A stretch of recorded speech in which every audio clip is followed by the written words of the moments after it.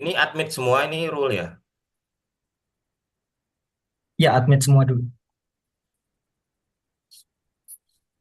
Sudah ada yang menunggu.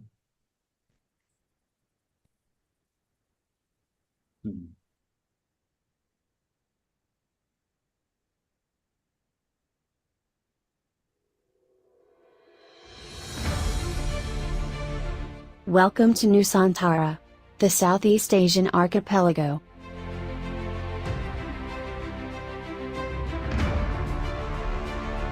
It is the birthplace of humanity, in our long journey of civilization. A homeland for human ancestors, for the last 1.5 million years.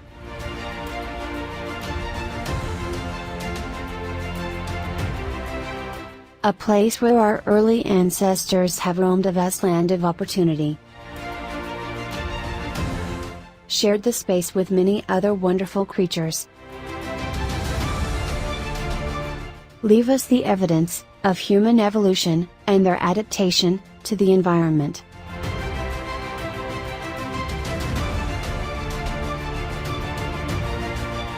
Who are they? What do they look like? And how do they live their life?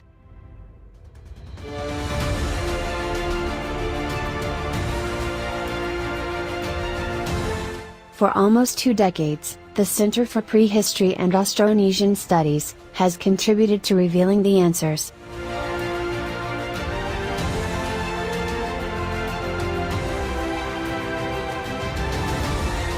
Behind CPAS is a group of passionate scientists with global networking in prehistory and Austronesian studies.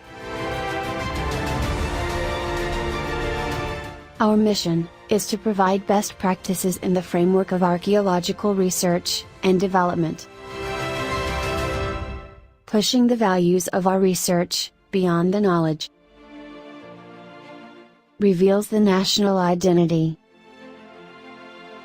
Enriches our understanding of cultural developments. Unveil the reason behind our strong character of diversity. Narrates the story of ethnogenesis and the foundation of our nation-state. Preserving our past as a heritage for the wealth of our future generation.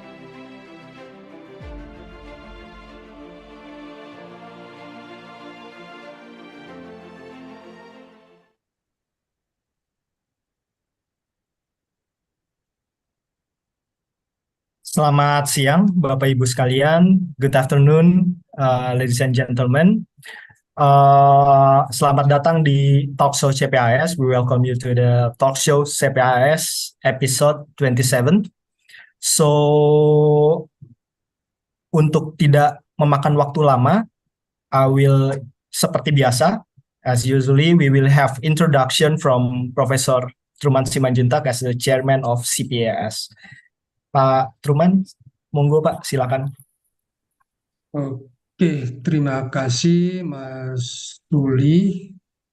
Selamat sore, good afternoon everyone.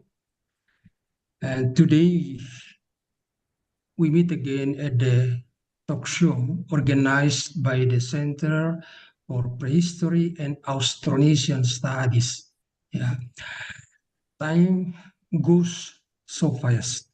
We are now on the 27th or 28th talk show. 27th, huh? 27. 27. I thought 28th talk show. Okay, so far we have discussed many actual topics in the field of prehistory and Austronesian by inviting speakers from various disciplines as narasumber, resource person, yeah, narasumber, yeah. So they are very experts in their fields, and some of them are from overseas countries, yeah. And for this time, we will discuss a very important and interesting topic, namely about Southeast Asia and the Indian Ocean world during the end of prehistory and the beginning of history. Yeah.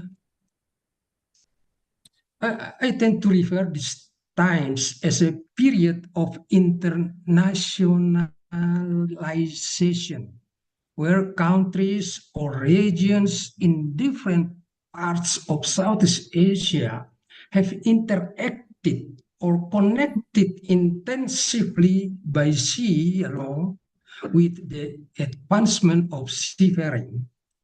And for this topic, we are very happy today to have with us a distinguished scholar as a resource person. I think we all now we all know her, yeah, at least through her very rich publication, Dr. Bérénice Bellina Prize. She's Good afternoon. very complete. She is directress of research at CNRS France. Yeah. Her name is very popular everywhere and very, very active in publication. So, merci beaucoup. Terima kasih, Bérénice, for your time with us this afternoon.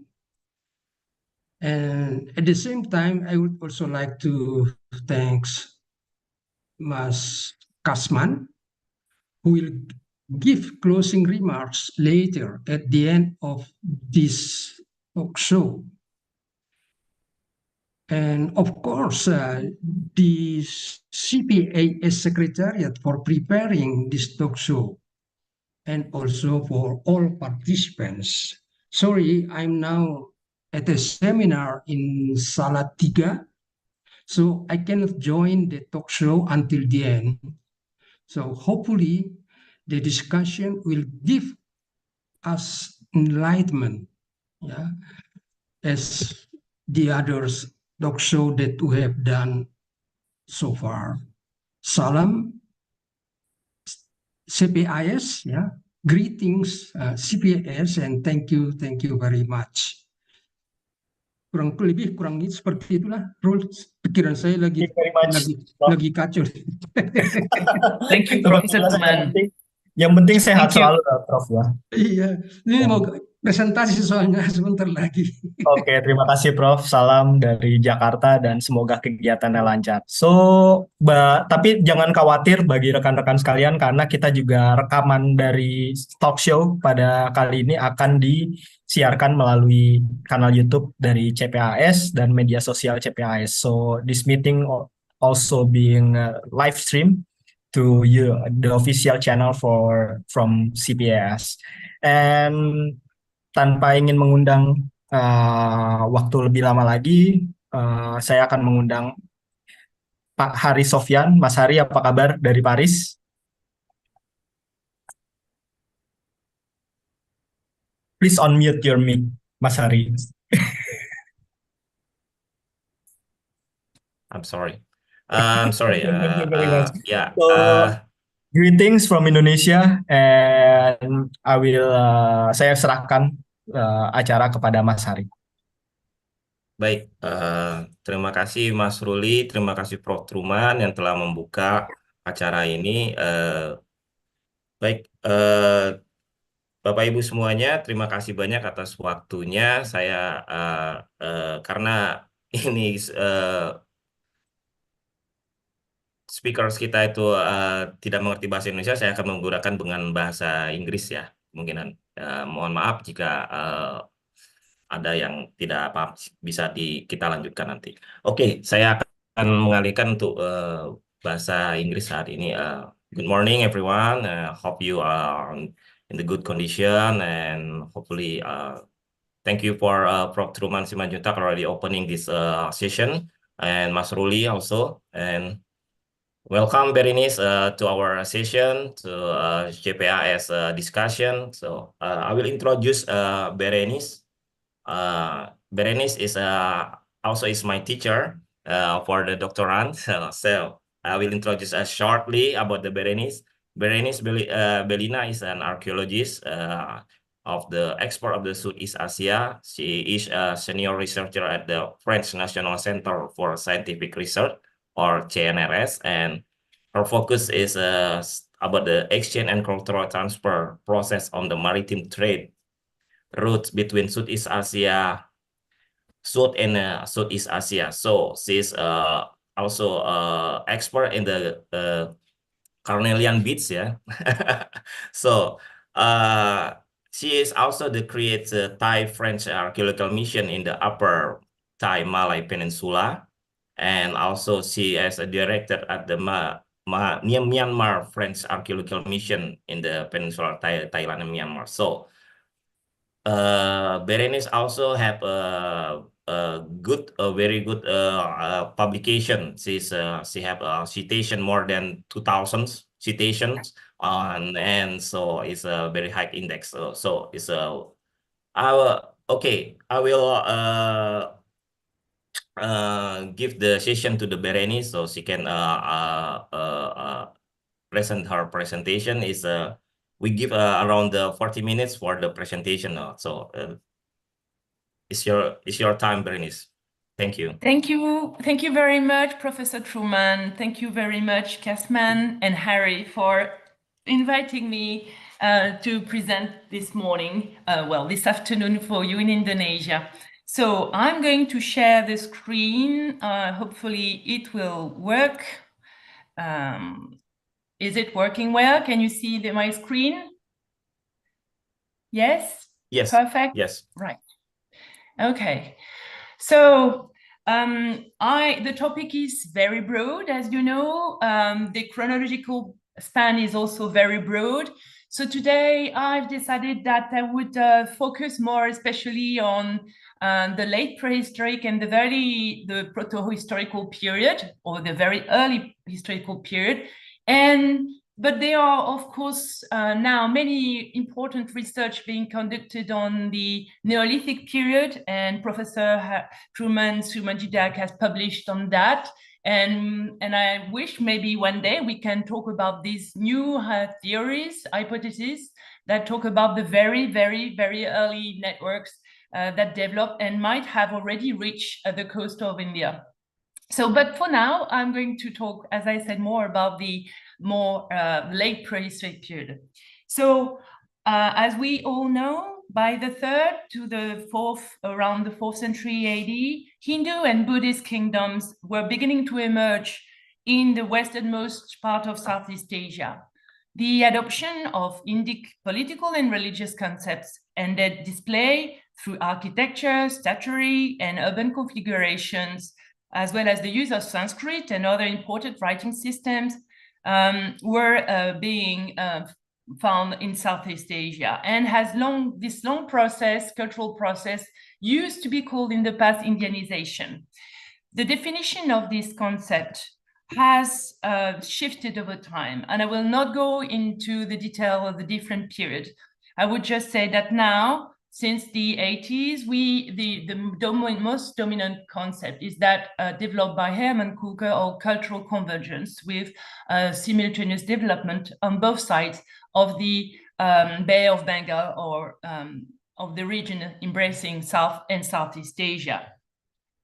A big turning point in the study of the late prehistoric exchange between Southeast Asia and South Asia comes from the work conducted by the colleagues in Thailand and Ian Glover in the cemetery of Bandan Tapet in the 80s. This is from this period that early material from India, the earliest material from India, were found in Southeast Asia in the form of beads, high-tin bronze bowls, and glass beads. And also that was the first time with the question of cultural contact between India and Southeast Asia was very much focused on cemeteries, instead of previous studies, which were focusing mostly on temple and sanctuaries and inscriptions. So before the study of exchange between India and South Asia and Southeast Asia was mostly dealing with a few iconic materials. So the so-called rouletted ware, the glass beads, and some of the well-known stamp wheeler type ceramics found in Arecamedo. But since the late 80s, 90s, many, and especially since the year 2000, many more multidisciplinary studies involving archaeobotanic, archaeometallurgy, for instance, all the material sciences studies were applied to the field of this study. And this has changed drastically the perspectives we have on this question of cultural exchange between South and Southeast Asia, especially as we are in Southeast Asia in a tropical context, and the material is not always well preserved. So going very much into the small details, thanks to lab analysis, has really changed the approach to this question. So I'm going to talk quite practically about this, the topic, showing some of the results, the conclusion we obtained, the team, the archaeological program that I set up with my colleagues in Thailand and in Myanmar from 2005 to 2022. So this is the result of a multidisciplinary team. And so you're going to see that I'm going to give some conclusion that reach, of course, broad Southeast Asia. So this is what I'm going to show. So slowly, I'm going to develop some of the work we've done and present also a little bit this team who worked sometimes in very difficult conditions. So the method of this program, which focused on the exchange and the sequence of cultural exchange, was developed in 2005 with the idea that we wanted to look at the different population, the social groups that were involved in trade. So not only the elite that built the temples, but also all the various groups, whether traders, craftsmen, and people from the inland, lowland. So this is what this program was about. So the group has been working the team has been working in different environment, in islands, in lowlands, in mangrove, in the hinterland. As you can see, we have been working in several sites over this almost 20 years of research. So as I said, along with the coast, in the mangrove, and inland and islands too. So we've been working, excavating, and also surveying 36 sites, and this help us giving us the results I'm going to show today. As I said, the team is composed of is a multidisciplinary, so with different specialists from, of course, archaeology, but also, as you can see, ethnography was also included in this program. What is also very special about this program, and that Harry is now very well aware because he works in Nanterre and with us, is that in this program, we focus on the anthropology of techniques, so meaning on the way the material was made, the way material is, the different steps that are used to produce the material, and that also help determining the groups that were making them. So you can see, just as an example, the team is international, of course, with people from all around the world joining and participating, from Asia, Europe, and the States. So as I said, at the heart of this project is the study of technologies, what we call chaîne opératoire technique. And every industry has been studied this way. This is a very powerful means to characterize the social groups and their contacts.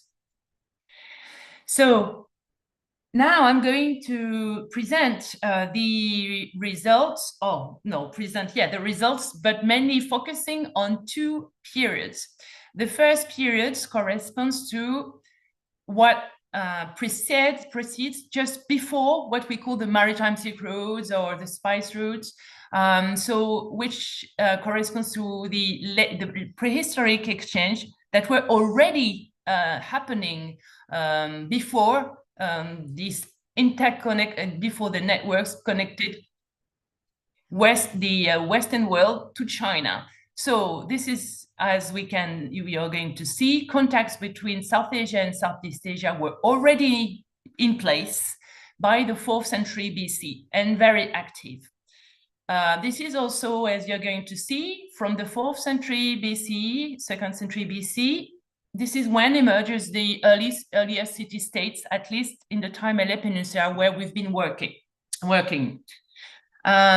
Also, you're going to see the ports, the organization of these places for trade are already complex with some cosmopolitan quarters, and connections are, in terms of India, looking towards more the northeast part of India and Bengal.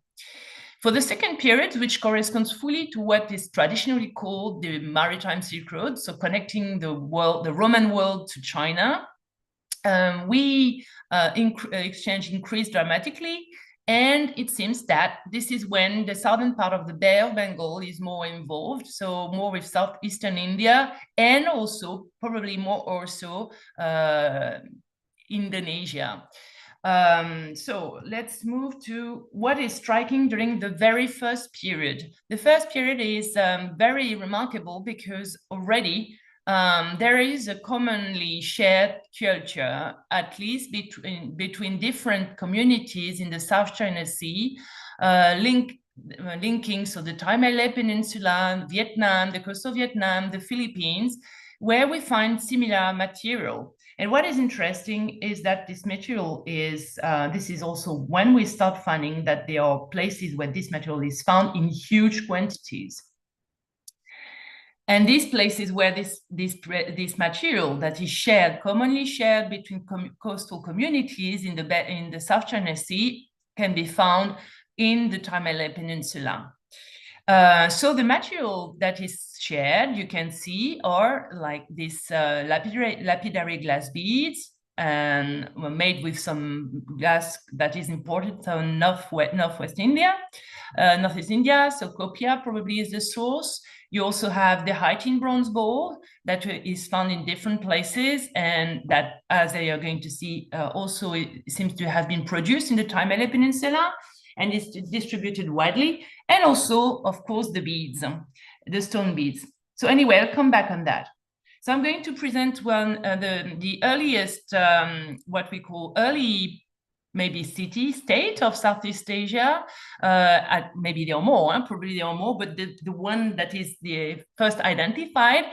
So this is Khao Samkeo in Thailand. It is located about 8 kilometers from the coast. Currently, it's along a river, and it is at the exit of a trans-peninsular road crossing, so the Isthmus of Kra, and that allows linking the Bay of Bengal to the South China Sea. So Khao Samkeo has been excavated by the team from 2005 to 2009. And you can see there is a book that is published in the French School of Asian Studies in English, with summaries, abstracts in English. So the site has been occupied from the 4th century to the 1st century BC, and as you can see, with the more than 50 dates that has been obtained. However, we found out that on this site is composed of different hills. People were living established on hills. There are two periods. So I'm going to talk about Khao Samkeo, showing that there is the very early period characterized by, as you can see, in the southern part of this settlement, there are two, this is what is represented by hill 1 and 2. There are already some walls that were built at that time to surround the settlement. These are some of the earliest walled settlements in Southeast Asia. So in the southern part of this settlement in Khao Samkeo, you found the local population. And this local population have the profile that I described before. The culture is really linked to the South China Sea. So with this culture that you can find along the coast of Vietnam and also in the Philippines. So what I call the South China Sea style. And they have some ceramic, which displays some Sawin Kalanai, what the Haute Favreau studies, Sawin Kalanai characters, but they are locally made. But what is also interesting and what came up immediately is that in this local area, in this place where local population were living, there were already some craft production taking place. And this craft production involved some Indian technology, some Indian imported raw material, but the style is, as I said, from the South China Sea. So the local population were having with them, next to them, some workshop with some probably Indian craftsmen living there, working for them and producing for them some material that was probably asked by the local population. So as you can see very early on, from the 4th century BC, very different from the perspective that has long been developed. This material that is found in Southeast Asia is not imported directly from India. Apart from the raw material, what we find is something which is already more complex. We have some raw material that are being brought probably by the artisans, the craft people, and some traders.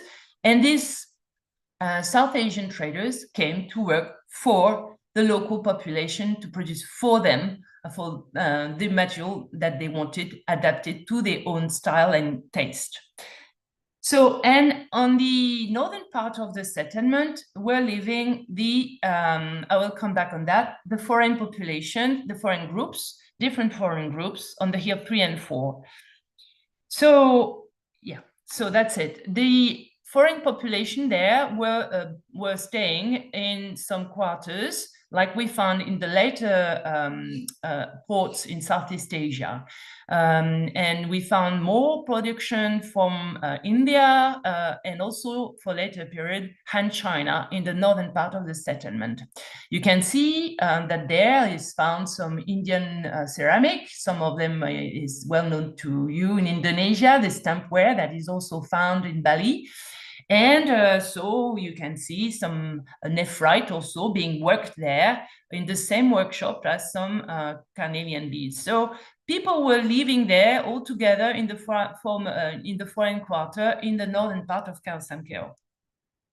Just to show that this site, so with the different stages of the walls that have been rebuilt and maintained over the centuries, and also to show that, well, it's not very easy to present very quickly now, but the material, the walls have been built in different places because the city was growing, and so they had to build more and change the configuration. So Khao Samkeo is currently the earliest urban settlement in cosmopolitan of Southeast Asia.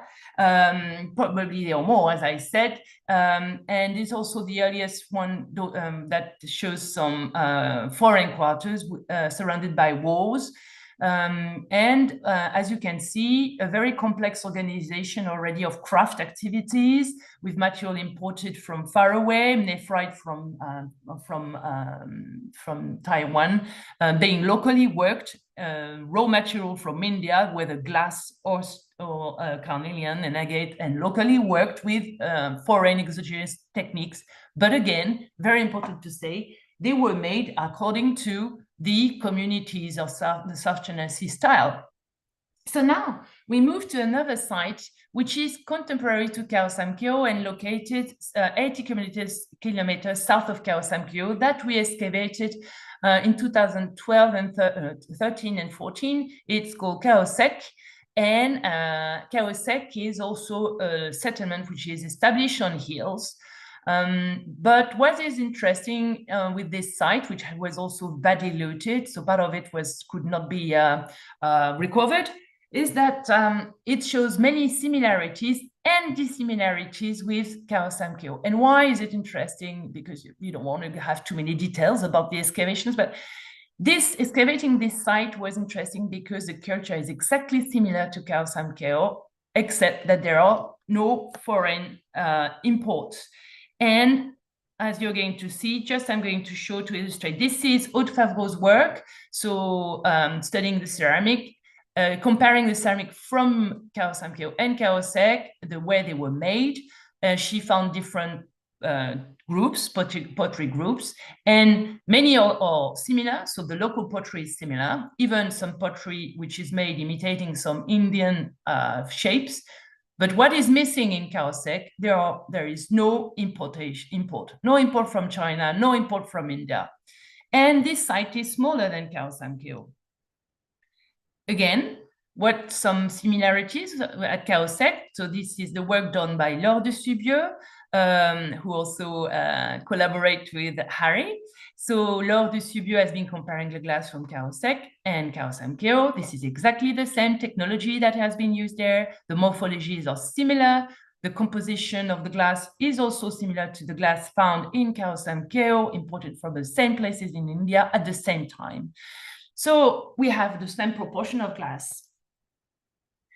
As for the stone bead, the stone beads also show that the same techniques were used, for the same morphologies, etc., whether it's carnelian or nephrite.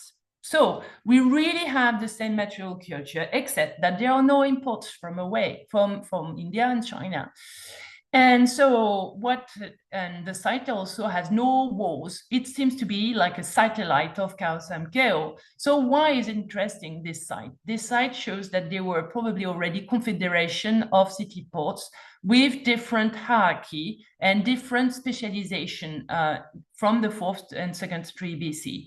Kaosek was located at the exit of a trans-peninsular route that you can see.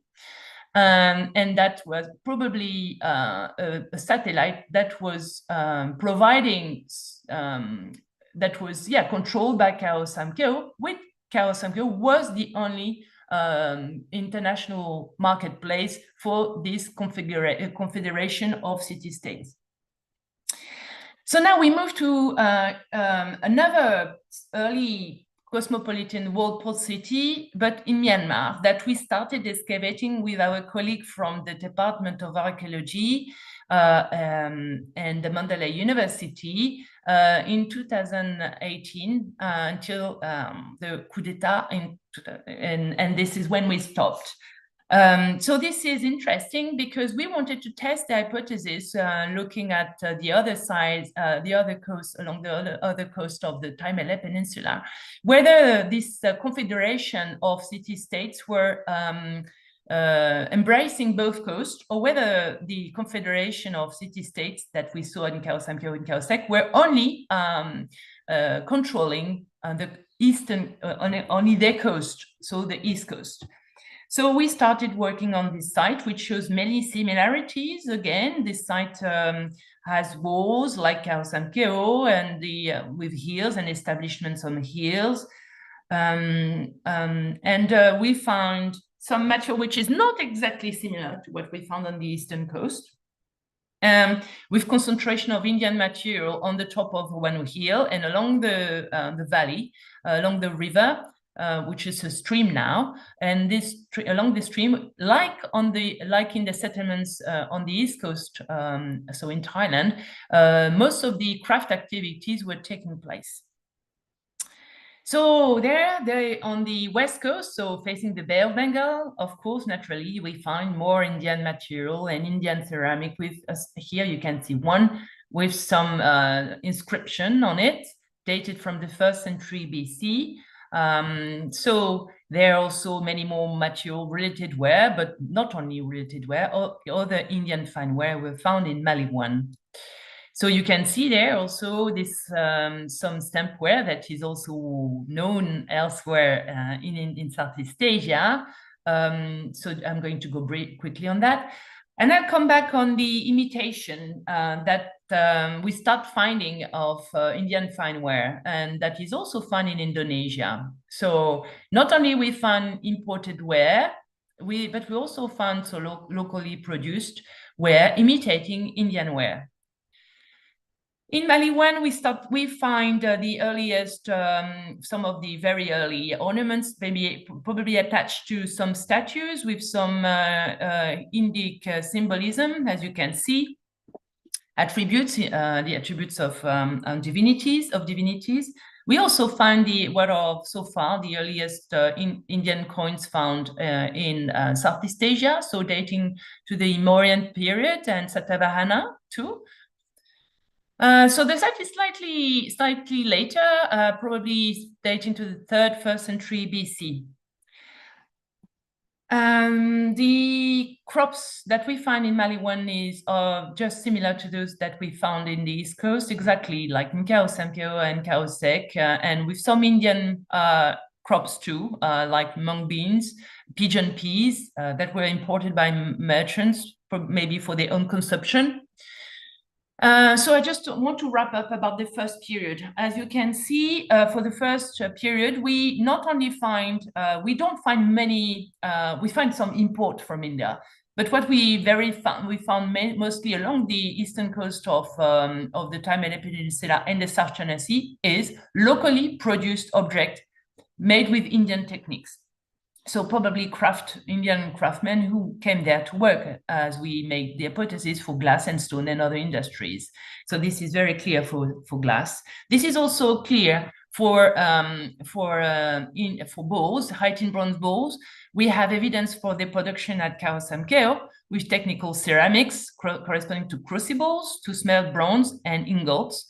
And the techniques look similar to techniques developed in India. We also have locally produced objects with Indian techniques in these early sites, so not everything's come from India, again. So something that I just want to briefly mention are the people that are found in the hinterland. So we've been working, as I said, on the inland, but also in the maritime hinterland. And of course, we see that the population around in the hinterland are also very involved.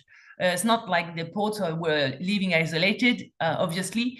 And we can see that in the population were having some material that were imported from the local ports. The local ports were producing material, and that was used probably for exchange with the population from the inland and the maritime hinterland. I'll come back to that later. So now we move to the second period, and the second period corresponds to what is traditionally called the maritime Silk Road. So this is when we start having connections between the Roman world and China. This period is, of course, a period of intensive, increasing maritime activity. Many more Southeast Asian and also South Asian communities are being present in or visible now in the archaeological record. And we can see, as I said at the beginning, that now we start having more evidence coming from Indonesia. So I will come back to that. So this is, as I said, the period when we start finding some Mediterranean imports and Roman-inspired material in Southeast Asia. Most of it come from, this is the work we are conducting with Christina Opal and Narasumber. We can see that for this Roman material, now so far, most of the material, the earliest material is found in the Taimyr Peninsula. And then later on, slightly later on, in the Mekong Delta, in Okeo.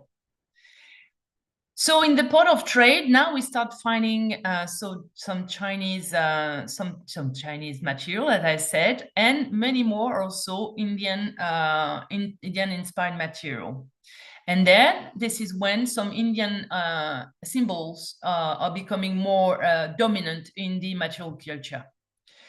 So for belonging to this period is Auji that we excavated in 2018, which is in Myanmar, located in the mangrove.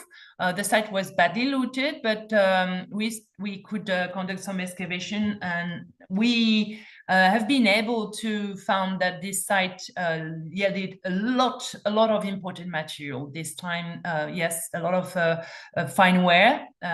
Also, that as you can see, on these photos. There again, we find a lot of raw glass and evidence of glass working. And this time the glass comes from the southeast of India, so more the region of Tamil Nadu. So there is a change of network orientation. The stone beads are also produced there in big scale. This is the period when we found more evidence of with transpeninsular the organization of trade with some relay station along the transpeninsular routes. As you can see, we find some Chinese material in the transpeninsular route, and as well as in Indian material along the transpeninsular route. So yeah, intensification of exchange.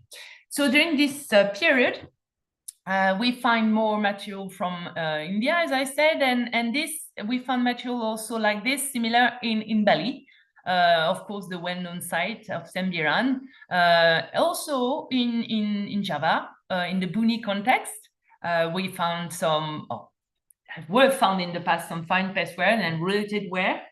And of course, as I just said before, in the Isthmus of Kra, many more ceramics looking similar to Arikamedu and Tisamara in Sri Lanka. This is when we also found in Pukaotong in Thailand in 2005 an inscribed shirt with an inscription, Tamil Brahmi inscription, the earliest so far. So as I said before, this is the period when we start finding more material from South India. So the material, the glass, come from there. Some of it, for some sites, they are similar, looking similar to glass produced in Arikamedu, and for other sites, like in Angkor Boroi and the Mekong Delta, it seems to be more glass that come from other sites in South India and Sri Lanka. So we also find material from Roman world, as you can see, some glass. This is in Southeast Asia, what is the most dominant, what we find in the most. But and the gold foil beads too, as you can see. Okay, the quality of the photo is not very good, but I think you can guess what it looks like. And also in the Isthmus of Kra, first in Aoji in Myanmar, we saw from disturbed layers from surface the remains of amphora. And you can see also, maybe you can see in the middle of the slide, I identified in the museum in southern Thailand what looks like the handle of another amphora. That was found in Klong Tom, another port, industrial port that developed around the Christian era and which has a long sequence of occupation, but unfortunately totally very looted, and so it's difficult to have a proper chronology for this site. So also for this period we find more garnet, since more garnet from probably southern India and Sri Lanka. Okay, so for this period, we find, of course, imported ware, but as I said earlier today, what is found, we found more locally produced ceramic imitating the related ware. So this was found in Batu Jaya, this kind of ceramic. So, and this we also find in the Tamele Peninsula. And so we found locally produced ceramic made with local techniques, as I said, but also imitating related ware, but we also found locally produced ceramic with Indian techniques and shapes, and using the rotary, the wheel. So probably one of the hypotheses of Haute-Faroe is that there were some Indian artisan potters that were making them in the Tamele Peninsula. So we're coming towards the end of this presentation. We can see that there is a change of the orientation of the connections, trade connections during this second period, probably with the southern part of the Bay of Bengal being more involved. This is when we start finding more material from Indonesia. I would like to add that talk too much about it, but there are also connections that are to be looked between Vietnam, the Mekong Delta, and Indonesia that start being found during this period. So many more connections that need to be studied, understand better. But yes, southern part of the Bay of Bengal is active. Now, quickly, I come back to the hinterland of these ports because they are part of the trade, they are the collectors, and they are also sea collectors and traders. What is interesting and that along the coast, we found during this intensive period of activity, new settled groups. And they are found mostly at the mouth of the river mouth, sorry. And they have a material culture which involves a lot of imported material, so from various parts. And the material culture is distinct from the people from the port and distinct from the people that are living inland. But they seem to be, as you can see, there are in those burials. The material is found in burials that were found in caves. You can see some of the imported beads, some of the heightened bronze, etc. And these groups, recently settled maritime groups, seem to have been played a role of intermediaries between the upstream groups and so the collecting the forest goods or helping to transport or sea material along the trans-peninsular routes, and the regional ports like Khao San Pio and Khao Sek. So these groups were intermediaries, and the behavior looked very much similar to what are going to be later called the sea nomads. So this is a hypothesis, and if you're interested, you can find more details on that in this book.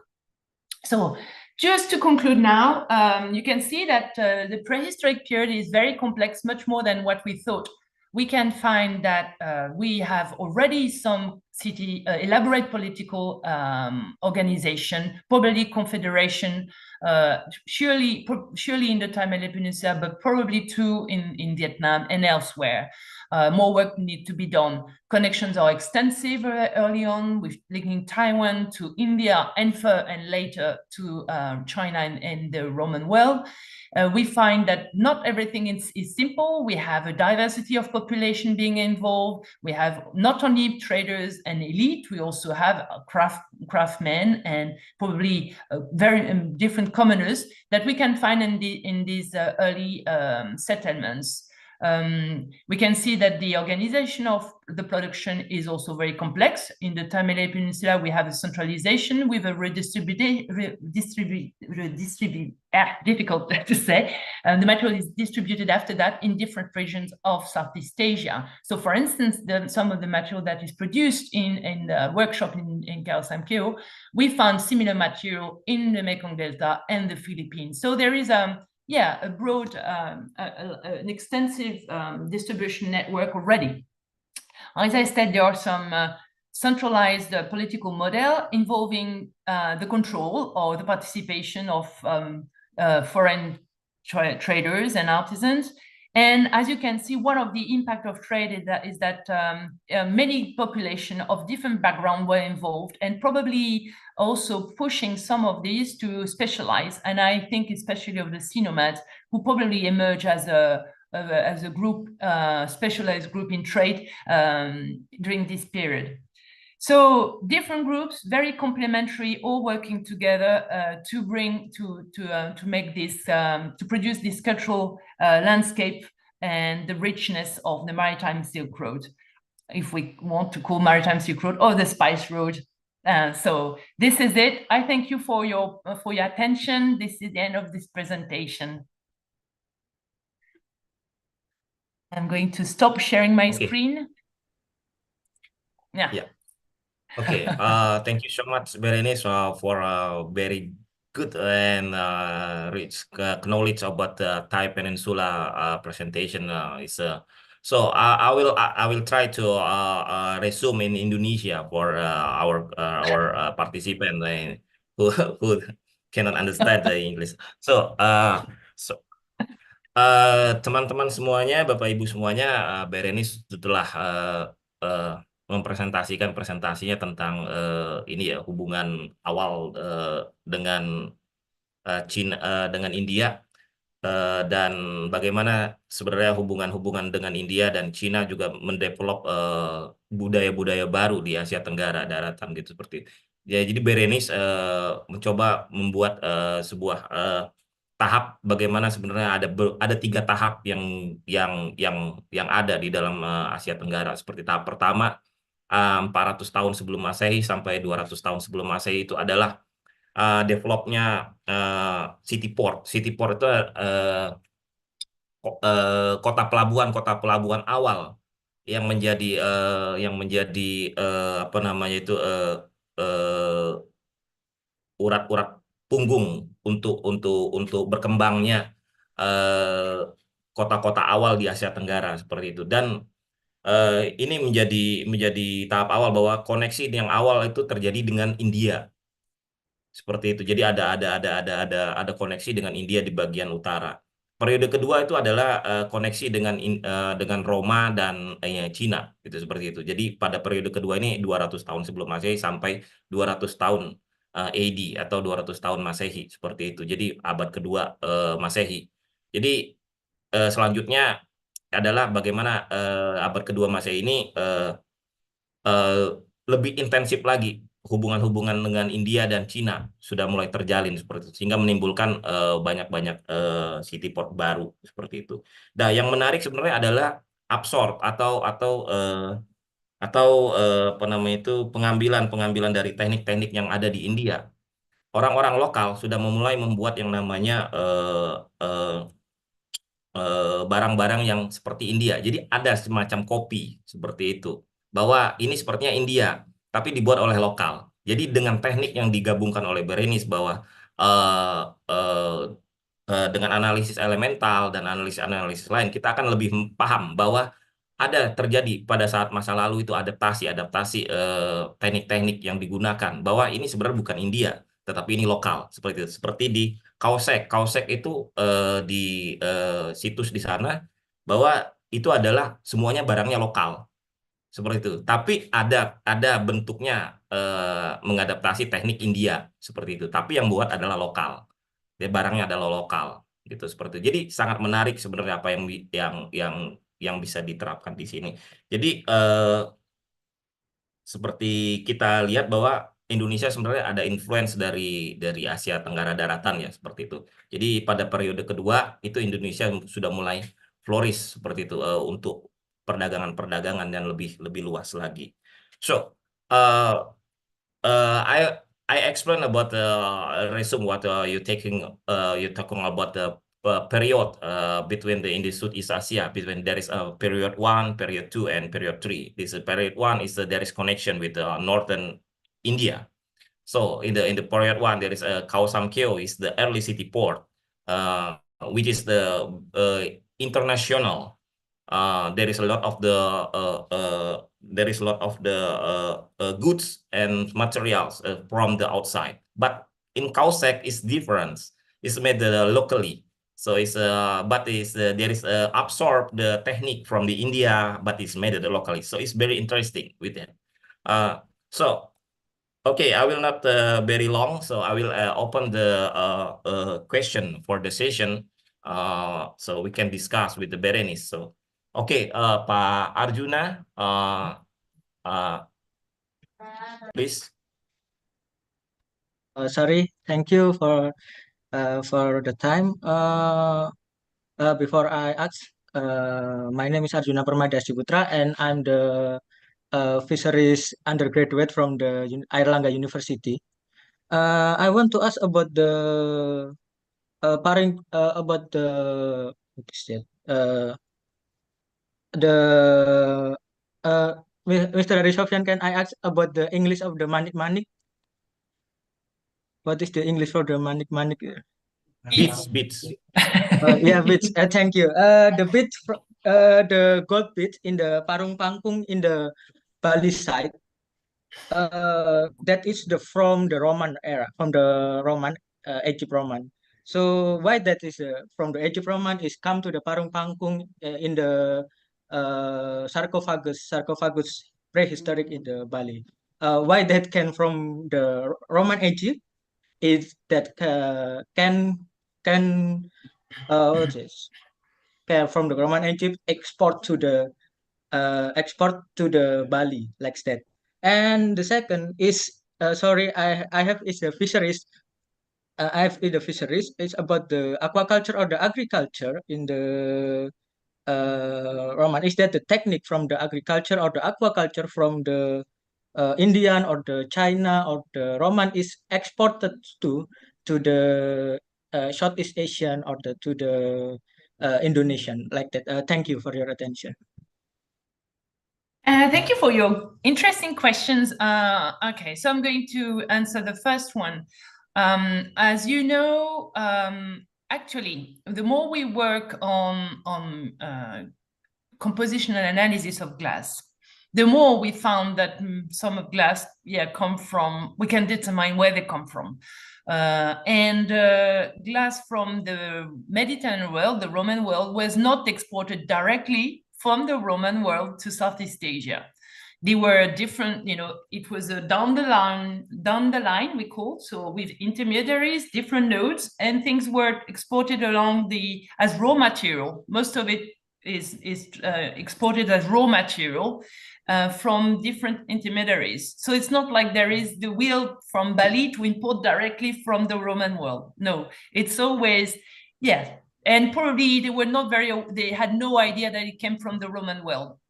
And the Roman glass probably came from the easternmost part of the Roman world. So the Egyptian area. So that's for the first question. And for the second, it's an interesting question. For the period we are talking about, I quickly presented some of the work done by Cristina Castillo. So there is some material from plants that were imported from India, so the mung beans, etc. But we can't talk about agriculture. And again, we need to conduct more research in archaeobotany to talk about it. It's not something that is still very widespread, or we don't have results everywhere. But for the early period, we can't tell that there are Indian techniques or Chinese techniques. We know that the rice that was grown at the beginning, like the 5th century BC, is dry rice, and this is a japonica type of rice.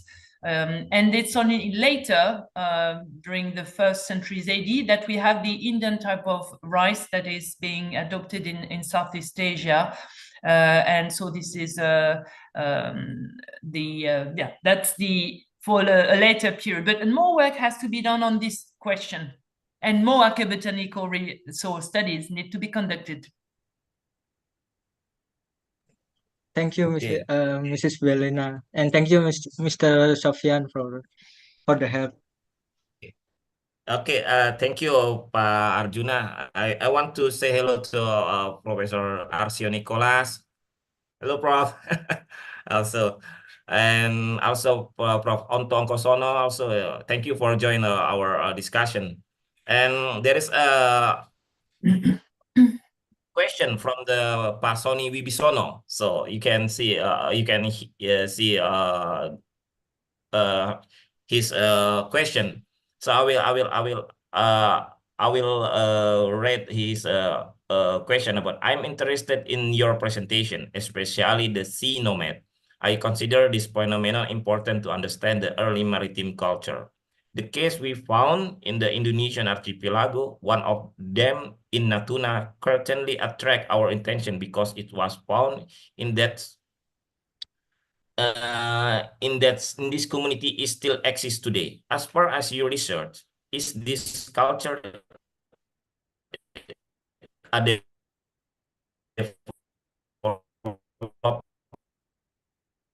from the land, Austronesia or Nusantara for Solheim? Thank you so much, Bérénice. Glad to try to answer these very broad questions. Okay, so the prehistory or the origin or the beginning of sea nomadism is something quite new. What I can say is the sea nomads have been in the past important and they were key players in the political landscape and in trade. And they were valued, as you know, better than me probably, that they were valued. The specialization was valued, and they only lost the economic power and their role relatively recently in the 20th century. Regarding the origin, it's a long story, but of course we know that maritime cultures are and that there are some long distance networks that developed very early on during the Paleolithic in Indonesia and in Southeast Asia.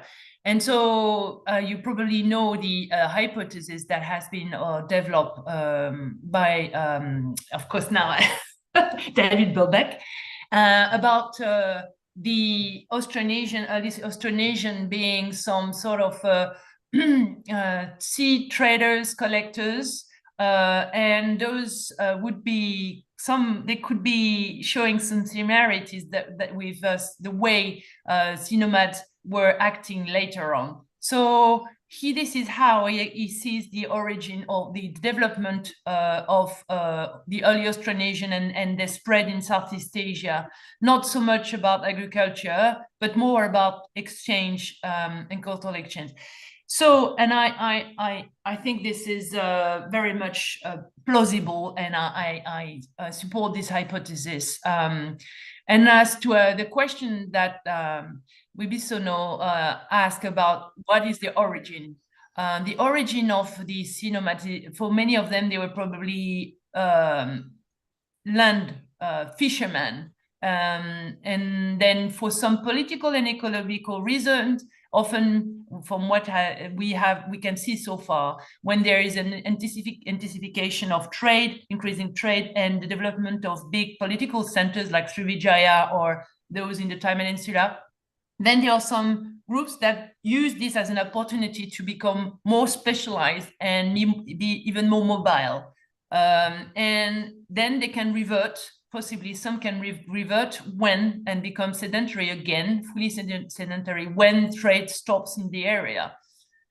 This is what we can say for some of them.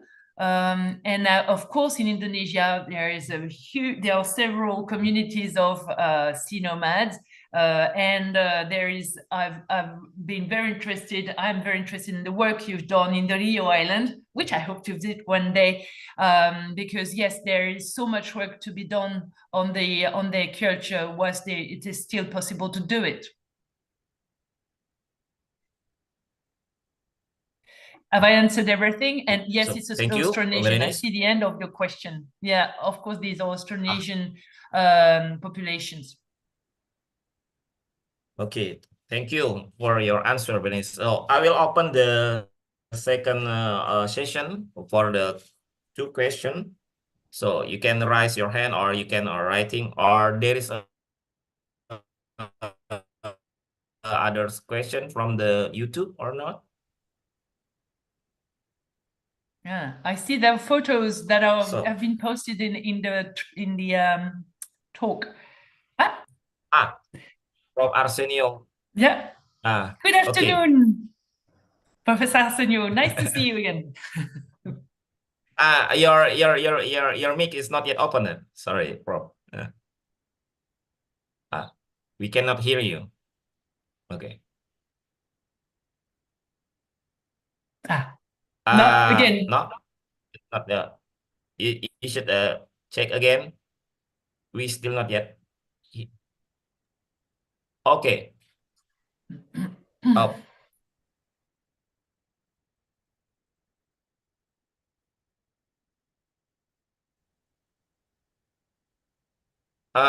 We cannot hear you still.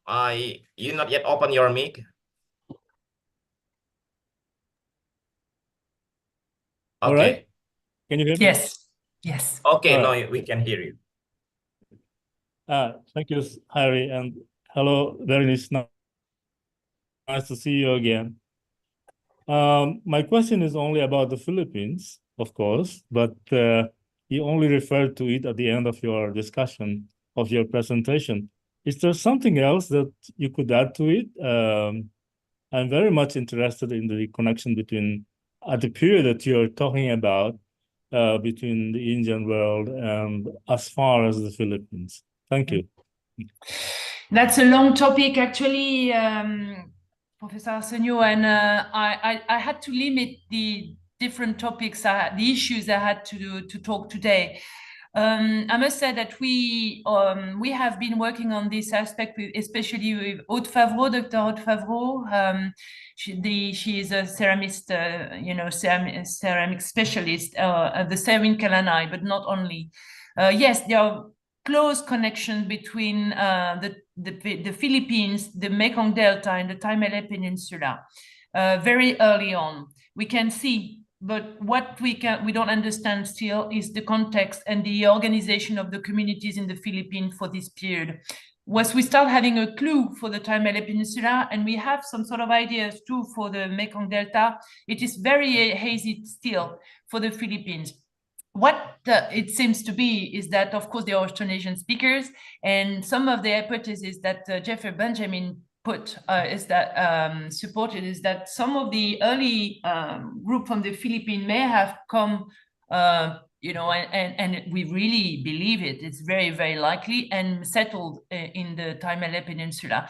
This it was based on linguistic evidence. And actually, that is very plausible. They were playing, this is something we published, Aude Favreau and I, that they were the key intermediary to people, very mobile to people, people who were probably doing the trade or the exchange between Taiwan. Probably it's not impossible that they were those who were carrying the nephrite everywhere. We don't have so many evidence of Taiwanese moving on, but it's possible that the people who were moving the nephrite were people from the Philippines. And so, yeah, moving from the Philippines to the Mekong Delta and the Taimele Peninsula. And that would explain also some of the Selwyn Kalanai, so-called Selwyn Kalanai. So yes, of course, connections.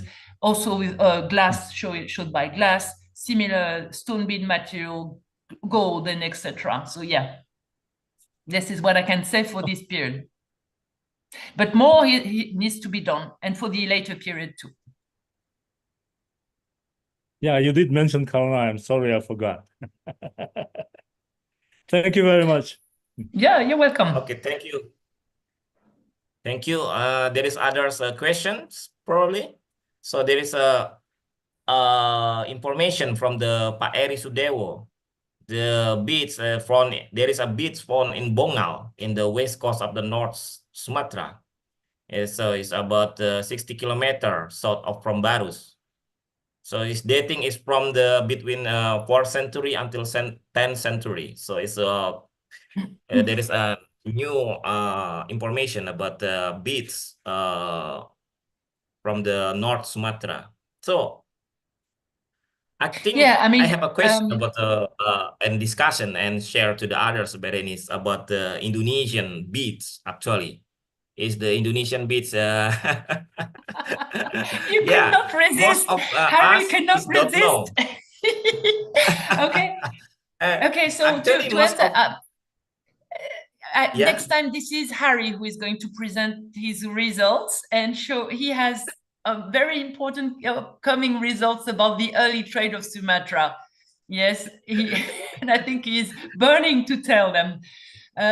So regarding the beads, I see the beads that have been posted on the discussion. Yeah, but it's difficult to see from far away whether they are imitations or really gold foil beads. The best would be to conduct some analysis, compositional analysis. As you know, it's difficult to say something just looking at a photo like this, but it's quite possible.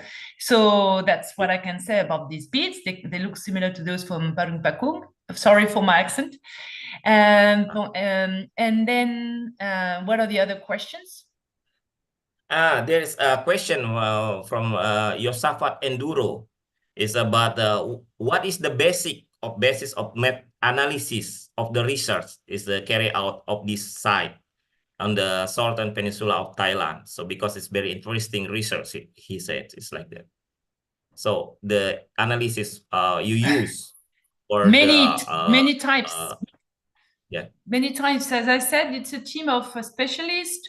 What is essential, and Harry now can tell you about it, is that we implement the technological approach. So we study the traces left by the ancient craftsmen to reconstitute the production techniques. So the way they extracted the material, the way they transformed it, they shaped it, they cooked it, and as I said, this involves not only looking with microscopes, but also doing some compositional analysis. And of course, compositional analysis vary according to the material you analyze. Of course, the analytical procedures for glass are not the same as those that Harry uses for bronze, for copper. So, of course, there's a large range of analytical studies implemented. But compositional analysis have been, of course, implemented. So that was one of the questions. Was there another one? Is the yes, only that the basis analysis of this research, your research, this one is the. Yeah, you wanted me to talk about the beads. But which one, Harry? Oh yes, it's about the Jawa Timur beads. You know, we just know about the Jawa Timur beads. So it's very special because the name is Jawa Timur. You know, because it's the early beads we know, because we only know is from the Arikamedu and etc. etc. But there is a very special beads from Jawa Timur. So what do you think about that? I'm not very specialist on these beads. What I can say is that in Indonesia, there is some work being done at the moment. And Harry, you're the person who is you can talk about the you can talk about the beads yourself, and not only the glass beads that you start having analyzed with Lord du Subieux. Are you still there? Because I can see it's frozen. Are you still there? Yeah, now you're back. Can talk about I'm sorry. You're back. My internet connection is not yet stable. Yeah, it was frozen, but I think it's okay now. So, of course, in Indonesia, there were beads that were imported, still frozen.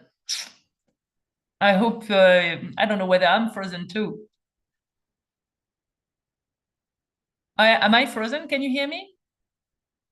Yes, we can hear you clearly. We can hear you, but so Mr. it's Sofian Harry who is frozen. Yes. Yes, Mr. Sofian you can. Okay, Joe, we're waiting for him to reappear again. Of course, there are more research needs to be conducted on the beads. What is interesting is that we can see very early on that, of course, there are locally some imports from different places, and as you know, Roman world indirectly from India, different regions of India. But also there are some stone beads that are, this is what we're working on with Harry. There are some local beads, stone beads that were made locally.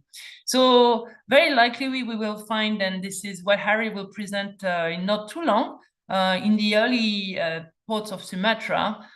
You also have some local production, which is like in other ports in Southeast Asia. You have raw material being imported and beads being fashioned, made on the spot to feed the different networks, local networks.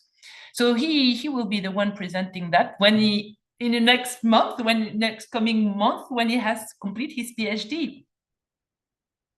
Okay. Sorry for my internet connection. Yes. So You've gone. You left me alone. Can you hear me? Yeah. Okay. There is now another we're question. saying that next time you're the one presenting on that. The connection is bad. Yeah, it's very interesting because I think Bérénice is a very good supervisor, because with her knowledge about the Southeast Asia, about the maritime Southeast Asia, so I can study much more about the Southeast Asia early maritime trade, like that, because is in yeah, next. Hello, everybody. There is other question. Sorry. Okay, I still Can I hear. have one question again, Mr. Sofian? Okay, okay. Okay. Arjuna. Yeah, sorry. I have interested in the older in the ancient fisheries and ancient aquaculture technique, but who can I corresponding with that? Who can I correspond about the ancient aquaculture or the ancient fisheries history like that? There are some work done on the very early period on fish hooks and the way they are made. You can, but this is mainly concerning the eastern part of Indonesia. This is the Suakona's team's work in Timor and this part of Indonesia. So these are this is the work I think you could read, but it really concerns the early period. But maybe more work can be done on the more recent periods too. It just has to preserve. And the thing is that this kind of material is maybe not always well preserved. At least in the Taimale Peninsula. Maybe elsewhere it's better preserved. Okay. Okay, thank you for your. You're interested in techniques, huh? Maritime, Yes. fishing techniques and Yes, agricultural techniques. Good, because there's some work to be done on those topics. That's good. Yes, thank you. Because we know that now the global warming is very we can learn from the ancient technique. How about we reproduce this technique for now aquaculture? Because like in the Europe, the horticulture is reproduced to restocking the eel like that. So why I see. we don't use that for the global warming like that? I see. Yeah, there are several lines of research. Several research being conducted along those lines, looking at the traditional techniques, whether some could be reenacted, not exactly the same format, because of course the world is different and the population is a lot more wide. There are many more people now on the earth, and we consume a lot more than before. But yes, these are some of the line of research that are commonly implemented now around the world. So looking at traditional techniques. Yeah. Thank you, Mrs. Bellina. Okay. Thank you, Mr. Sofian. Thank you. There is a last question from the Ashadi Mufsi. Hello, Mas Afhadi. He is a lecturer from the Jambi University archaeology. So his question about the beads as the commodity is there is a curtain of price, price of the beads from the ethnographic data can explain the evaluation of the price of the commodities of in the trading process. Can you? No, unfortunately, we don't have that kind of information for the early period. Nothing. I very much regret, but no way to have an idea of the value of the commodities. That's an interesting question. Maybe one day, but not for the moment. Okay. Okay, thank you so much, everyone. I think we already conclude everything. So I will close the session. Thank you so much for the question. Very good question and very good response from the Bérénice. And I will go to the Pak Kasman for the closing remarks. Time for you, Pak Kasman.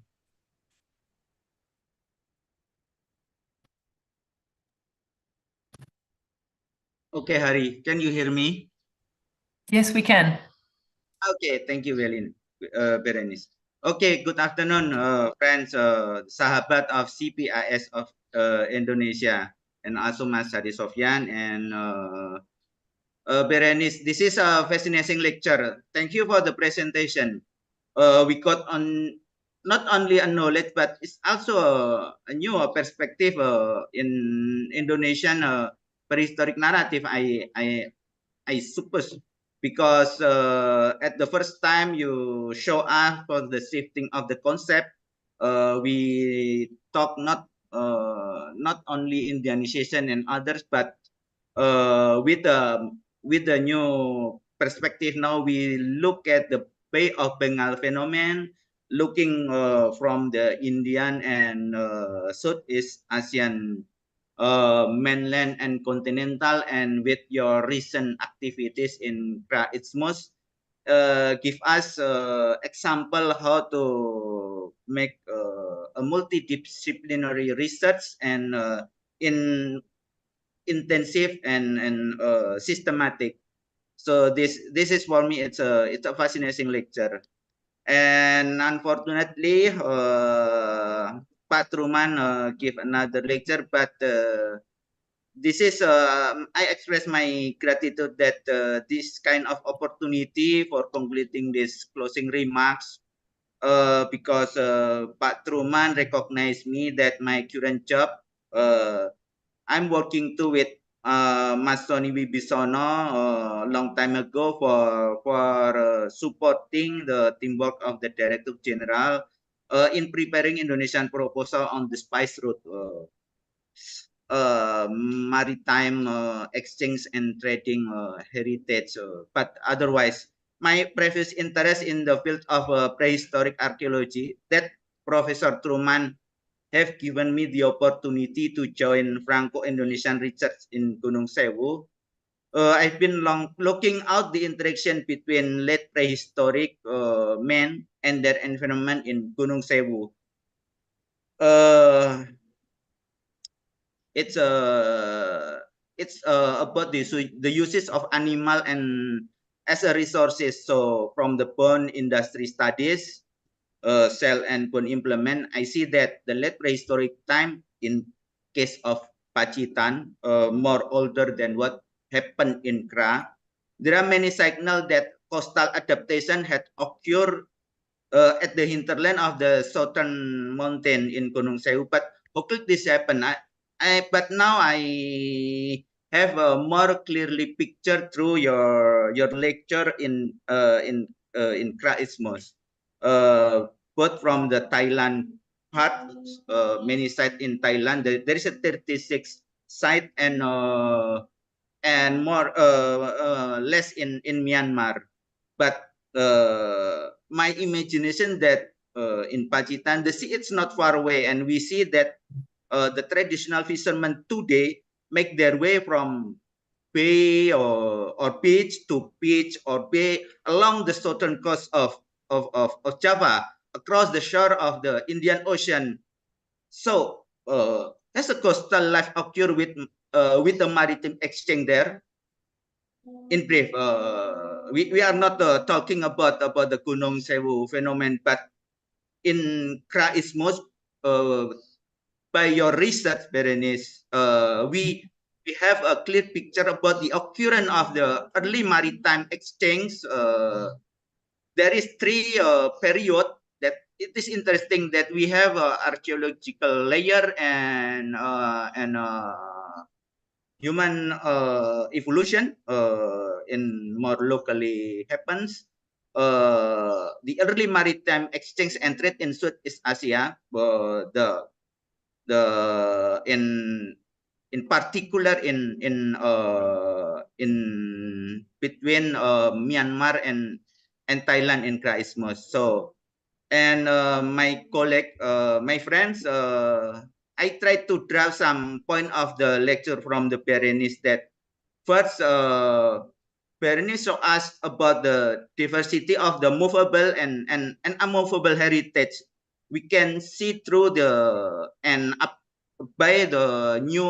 I think there is many new technique to analyze the remains, the movable heritage like the ornament, beads, the pottery, the glass. But it is very interesting for us, and I think because it is a recent research, so we have many attempt to understand more clearly what happened with this movable remain, movable heritage, and we can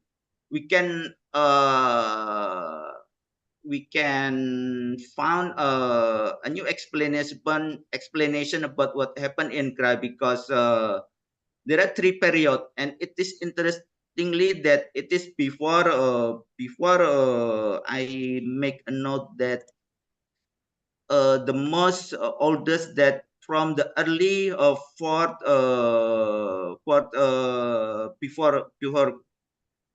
before Christ. So it's quite older, and we have a signal about the cosmopolitan wallport city. It is interesting because I think my Indonesian colleague also try to find the same site in Indonesia, but maybe through your lecture, we must go more intensive to make a field research. And I think because Mr. Erisudewo show us on what happened recently about the research in Bongal, maybe there is a new insight from Indonesia after that. This is for me. First, I see that through the typological of archaeological remains, the movable and also unmovable heritage. For me, that in 36 sites, we have a cosmopolitan wallport city, but it is also I note that you show us about the botanical remains and also about the river mouth, that it is also an archaeological site that we must explore more for the research. And the second, it is more interesting that through the research in Kraismos, before the land of below the wind, I'm very interested with the word, but it is quite young than what happened in Kra. So we see that the dispersal of the late prehistoric men give us a testimony that the mainland and archipelago of the Southeast Asia have been occupied and more a lot maritime activities than before the land of the below the wind, because I think I'm not that in case of Kausik and Tampu Kauton, and before the Kausam Kayo. Yeah. I'm sorry if I'm not spelling not very well. We can see that the presence of and the exchange of the Indian technique, Indian raw material with the Indian technique, and also the application of the South China technique give us a picture about the interaction between the foreign population and the local population. It is very interesting that we can see the site is give us a testimony about the interchange between the people. And coming to the more specific place, and it is I think with the wallport city, it is also an example, because I suppose that in other part of Indonesia there are many wallport city at the early period, but your research it give us how to work to make that to present, to describe this. And in the point of view of the Bay of Bengal phenomenon, about the early urban trading cities, the production system, the chain operatoire, and the political model, the evolution, and of course the impact of the trade. We have many information about the many aspects of the human evolution, about the cultural association between, of course, in Southeast Asia and China and India. But it is interesting that the Mediterranean the Roman influence coming and give the evidence there.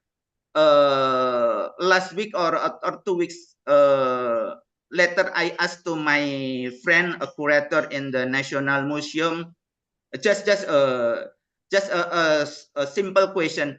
Can we at the National Museum have we Roman coins? My friend tell me that at the moment he have no information in Indonesian National Museum that we have a Roman coins. But now maybe in it's between an interface to because what happened in Jimbaran and Juni, you saw the connection between this exchange. So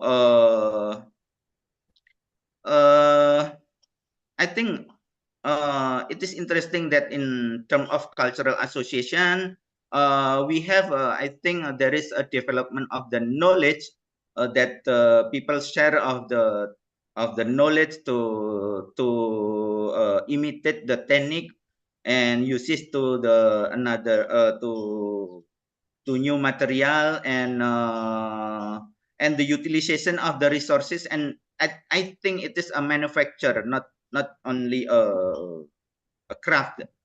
So I think it is a really a massive phenomenon about the exchange and trading of the maritime.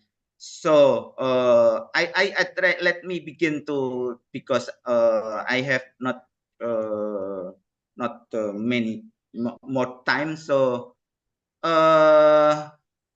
looking that my reflection to the question and answer between Mr. Arjuna, Mas Tony, and Mr. Arsenio, and I think Mr. Yosafat.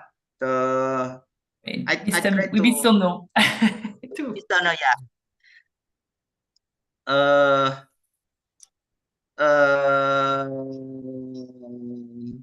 I try to highlight because the remarks. So because as a CPAS Indonesia IAT, it is also a knowledge garden for me, and also the same time a public space of Professor Truman, who also share his knowledge and experience as well as his view of Indonesian prehistoric narrative. And CPIS also endorse about the kebinekaan or the diversity and the Indonesian of Indonesianism as the legacy of the human evolution in Indonesia. I try to looking at this publication in Manusia and Peradaban Indonesia in 2020,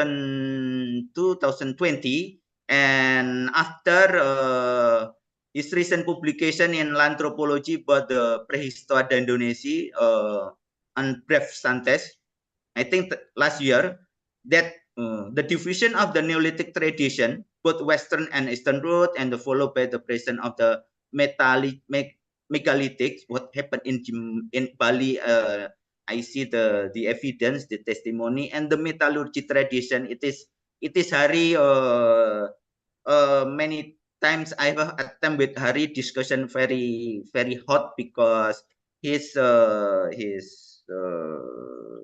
interest in metal give me another views, because my basic is in bone technology. So and it is the tradition, the two tradition, the Neolithic and the proto-historic tradition, is a part of the dynamic of the Southeast Asian people that we that we're ready to open the intensification, the base of the maritime travel and trade. So it's open the connection between island and the continent and the mainland and the archipelagos. So including a significant development of the coastal settlement from which the contact were established and with other region. And first maybe with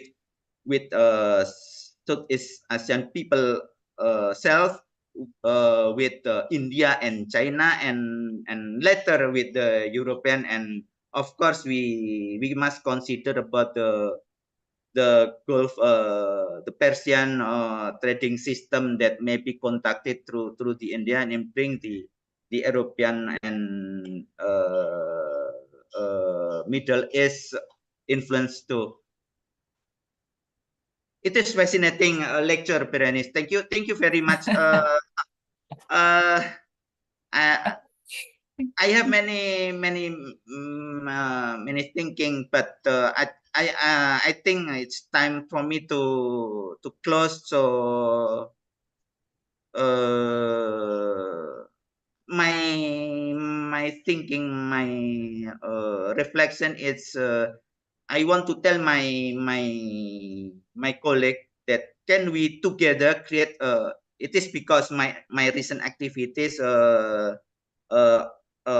working on protection and conservation of the heritage. So can we together create a shared heritage about the Southeast Asian people? I don't know, between the Kraismus and Ponggal side of the Mr. Eri Sudewo, or with Jimbaran, that so we can present to the public, to the international communities about the series of cultural properties that about the human dispersal and early maritime exchange in Southeast Asia, from the mainland to the archipelago, between the Indian Ocean and the South China Sea, and I don't know, crossing the Pacific, because maybe there is more information in eastern part of Indonesia. I don't know, maybe Hari and I think other colleague talking and discussing and asking about the batch from the Bali. So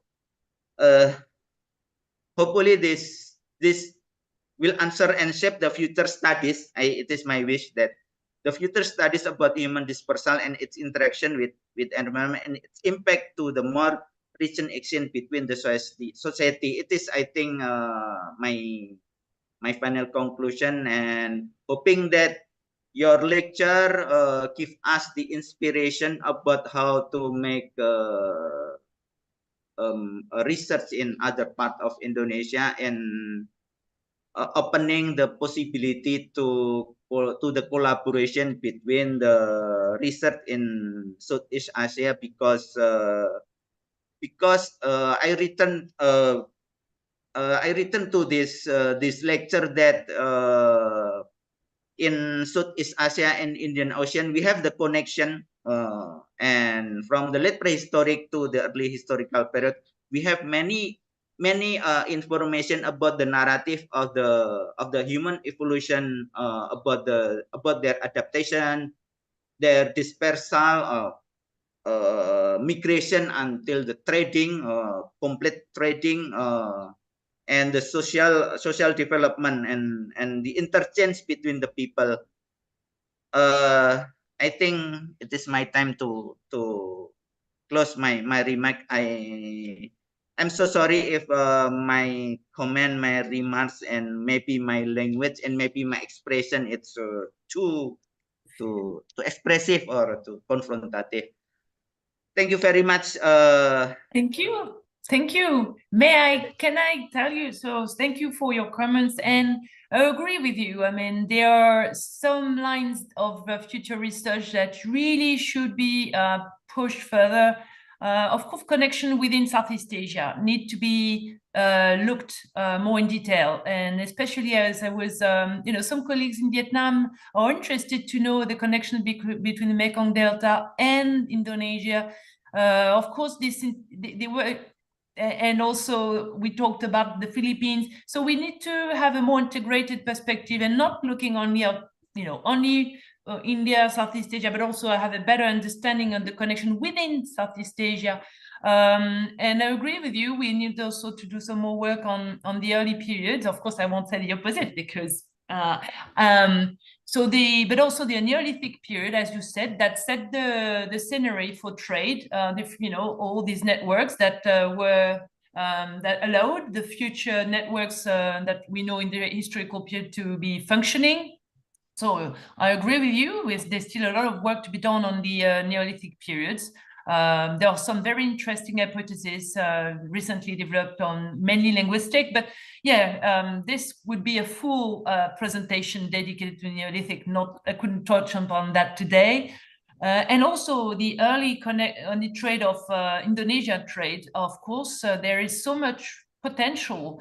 And Harry is currently working on some of the early evidence from Sumatra, and there's so much to be done and said. Not Bali is surely important, but other places are. And next time Harry will come and show some of the result he has for the early historical period. There's so much to be done. So yes, happy to collaborate, to talk about, have this meeting and discuss. There's so much work we can done that can be done collaborating between all of us. Sure. Thank you. Thank you, Bérénice. Yeah. Thank you, Bérénice. I think it is we take a note your final comment, and with that print the research institution of Hari make a consideration about this your views, and I think another colleague maybe also will bring the attention to more in Southeast Asian communities like SPAFA or IPPA. So we have more working to do. Thank you very much, Bérénice. Thank you for inviting me. I can return to Hari Sofian. Okay, thank you so much, Bérénice and Pak Kasman, about that. Bérénice mentioned many times about presentation. Actually, about I will presentation our work with supervised by Bérénice and Oli, and next month is in July. So this is very interesting about the early maritime exchange in Southeast Asia, especially in Sumatra, because we will understand the globalization actually happens since a long time. So we are the part of the globalization. So it will be make the different perspective about the early exchange about especially in the island of the Southeast Asia. Why there is beads in the upland, there is beads in the lowland, there is why there is metal in here, why there is a lot of the goods from the outside. So it will be enrich our knowledge about what happened in the 2000 years ago. So it will be very interesting. Thank you so much for everyone. So already involved. This discussion is not yet done. So we will discuss in another time with quite same topics with other knowledge. I hope everyone who involved in this discussion will be have the new knowledge and new perspective about what is happened in the Southeast Asia or in the Thai Peninsula in the 2000 years ago. And you will know what is the earliest city port in the Southeast Asia. So you will be know what is connection between the between Southeast Asia with the India and the Southeast Asia with China. So I will close this discussion, and I will give to the Pak Ruli again. Oh, before that, I want to say hello with my friends from the Cambodia, Chenda. She's from Cambodia. So Thank you very my much. friend from Cambodia. Thank you very much, Mas Hari. So we are at the end of the talk show. Just want to show materials from Sumatra. A strange material also. And we believe it's the fine pottery. It's quite the same between what we found in Sumatra, this one, and yeah, the jar, the beaker pottery with the beaker form, very fine and lovely. It's I also have some insight. I received some insights. Maybe it's like enlightenment after after I listening to your presentation, and thank you very much for stepping forward to Thank you. participate and contribute voluntarily to CPAS dissemination program. And thank you very much to all of you who attending from YouTube and from Zoom, and see you on the next occasion. So goodbye and good afternoon and bonne journée. Bonne journée. Merci beaucoup. Thank you Merci. very much. Merci. Goodbye. Thank you. Thank you very much, Bérénice and others. Bérénice. Hari Sofian.